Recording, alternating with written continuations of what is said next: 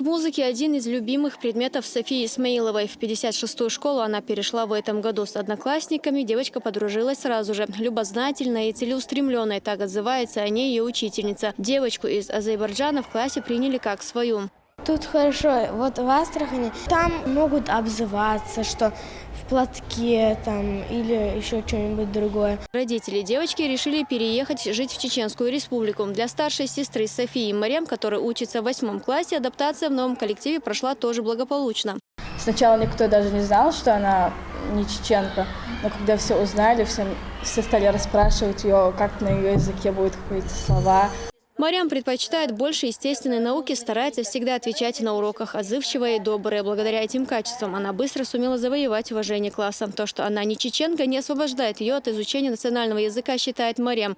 Я иногда пишу диктант, сочинения, а так в основном меня сильно не загружает.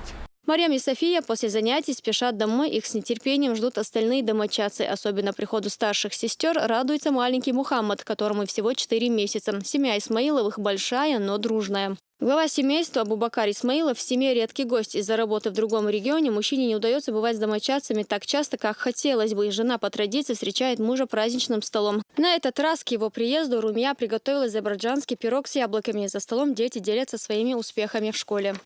Мечети строят. Здесь, как говорится, альхамдулилля, мадресе.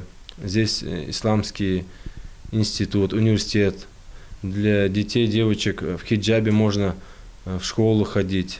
Для мальчиков и девочек можно в школе, альхамдулилля, намаз делать, когда время намаза приходит. Люди должны быть благодарны Аллаху, что, альхамдулилля, живя на своей родине, что все есть, альхамдулилля. Все можно жить, и никуда отсюда не нужно хиджру делать. Лучшего места для воспитания детей, чем Чеченская республика, не смогли найти, говорят они. Здесь есть все необходимые условия для того, чтобы вырастить достойных мусульман, соблюдающих все предписания священного Корана, считают родители. Потому что подростки, они 13-14 лет, особенно наши старшие, они же все впитывают как губка, все плохое.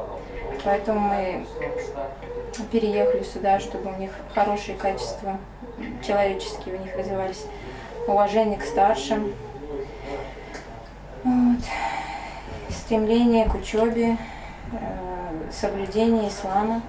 Каждый раз, когда Абубакар приезжает домой, читает священную книгу детям. Намазы сильная половина совершает строго коллективно. После вечерней молитвы по традиции отец с детьми идет на прогулку. Абубакар старается использовать любую возможность, чтобы провести время со своими детьми. Элина Дадаева, Расул Арцуханов, Джамал Эль-Хаджилиев. Новости.